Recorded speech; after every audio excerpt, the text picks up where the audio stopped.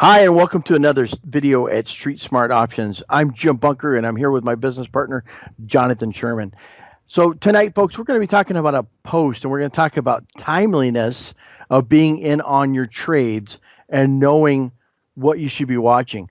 Obviously, no one can watch everything in the market. And at Street Smart Options, we do a really good job of looking at certain things that you'll be able to watch and you'll be able to take action on to make income.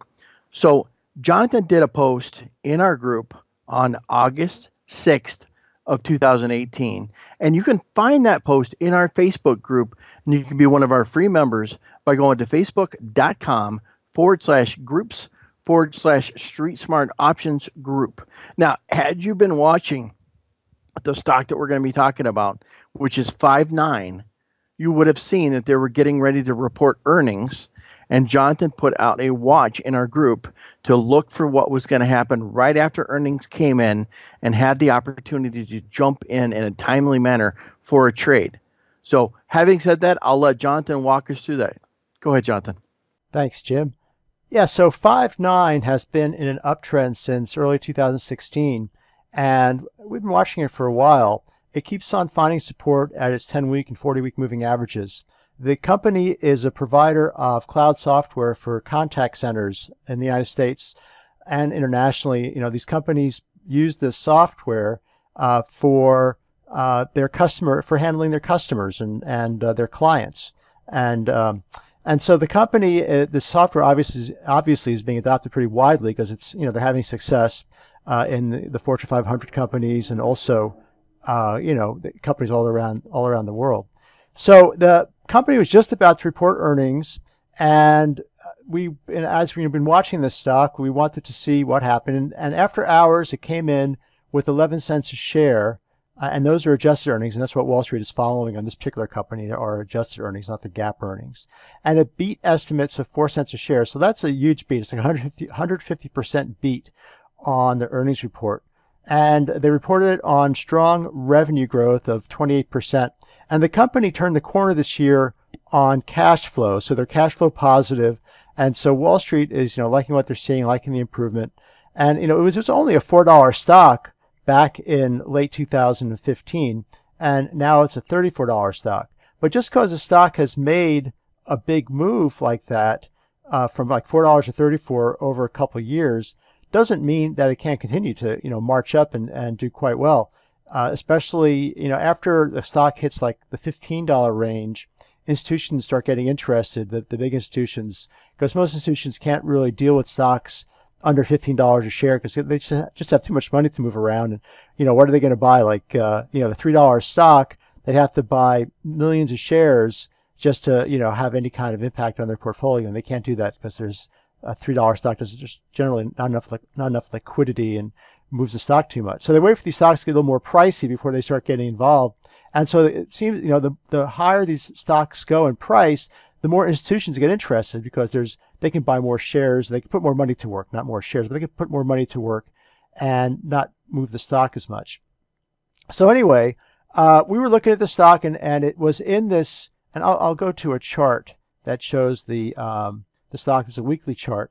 And the stock was in this consolidation phase since June of this year, right? For about 2 months here, count the weeks, about 4 weeks. It was consolidating a recent move, and it was just ahead of earnings. And before earnings, the stock was just above the 10-week moving average here. It was just sitting there just above the 10-week moving average. And it was saying, wait for earnings, right? So earnings came out, earnings were great, and there was actually opportunity. There isn't always, right? But in this particular case, in the morning, following the earnings report, there's actually opportunity to get into the stock. And if you look at the I lost my page here. But if you look at the 5-minute report, let's just go to reset this thing to 5 minutes and 1 day.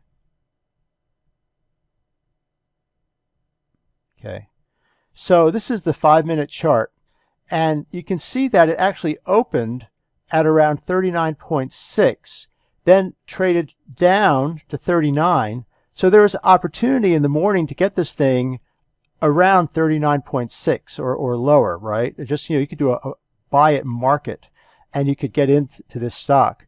And if you look at the, well, let's see, I don't have the weekly pulled up anymore, but the weekly, the high on the weekly was around, the 41 mark, something like that.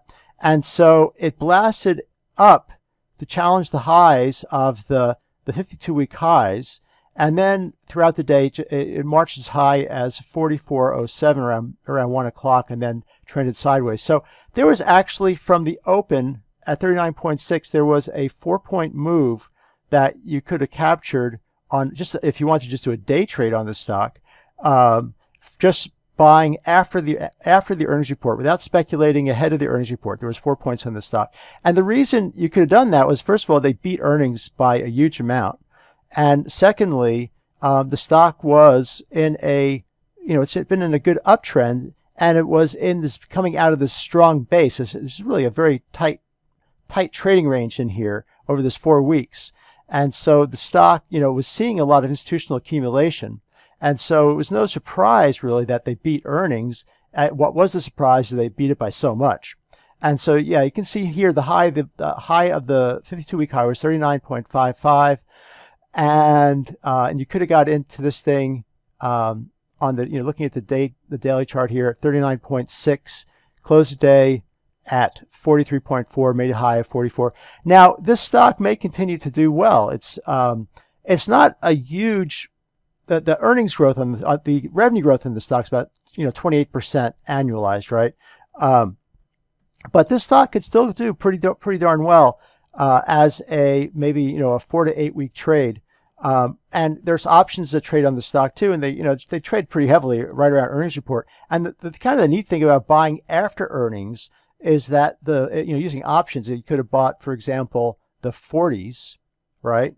You could have bought the 40s on this after earnings, and there'd be a lot less volatility premium in there after earnings, right? There's a big volatility premium ahead of earnings, and that volatility premium crashes right after earnings because people, the news is in, and so the volatility premium crashes. So that means that the option is actually cheaper to buy after the earnings report. Now, not every stock gives you this opportunity, but this particular stock did. It was a kind of an easy thing to play as a first trade of the day kind of thing. And then you could be sitting in there now with a 4-point profit on your option. Well, it'd be a 4-point profit on the stock. The option might, you'd be up maybe 3 points, something like that, 2.5, 3 points. And but you're in a good position now. You have a really good entry point. You can hold it for a few weeks and see how the stock plays out. And on your option, maybe get a double or triple, assuming the market holds up. And the market so far is looking pretty good, so there's no reason to think it wouldn't. So that is the story about Five9. Now, I didn't really go into the earnings and the financials and everything at the stock. It's kind of a neat company. I already went over that they provide this contact center software for companies, but you're looking at the let's skip to the earnings reports here, income statement, revenue, the annual. So you can see that the company doubled revenue between 2014 and 2017. So it's been a steady grower. Like I said, they did 28% growth in revenue this past quarter, year over year, and the company is just turning the corner cash flow wise. You can see net income from continuing operations, it was negative in 2017. And on a GAAP basis, they still continue to report negative earnings on a GAAP basis. Even the latest quarter was negative on a GAAP basis. But the important thing is what Wall Street's concerned about, and that is the adjusted earnings or the non-GAAP earnings. And so if you look at the cash flow on the stock, you can see that they turned the corner cash flow wise in 2016 and continued that in 2017. So interesting that way. And then we can also look at the analysts and see what the trend has been on the the EPS trend, revisions, and we can look at the beat earnings history. So we can look at just this report here was 11 cents. It was 175% bigger than estimates, and they've been consistently beating estimates. Right, last quarter they beat by 167%, previous quarter 75%. So they've been beating estimates consistently. So no wonder the stock has gone from 4 to 40 in a period of just a few years. And that's really all we need to say about FIVN. Here's their news, their press release showing their earnings report that they just reported. All right, Jim. All right, fantastic, Jonathan. So, folks, again, it comes down to timing, and isn't it about time that you actually started trading with someone that could really give you the help that you need to become more proficient at what you're doing? Isn't it time that you stopped taking all the risk on your own shoulders and actually had someone that's got, tons of experience, over 30 years of experience in the market, who wrote for Forbes and has obviously made significant amounts of money in the market? Isn't it time that you had someone like that in your corner? And with Jonathan Sherman and myself, you do.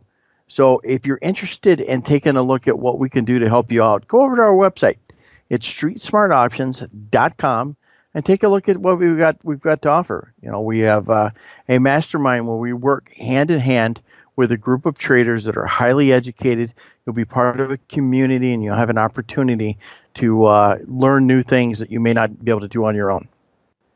So thanks for joining us tonight and have a great day.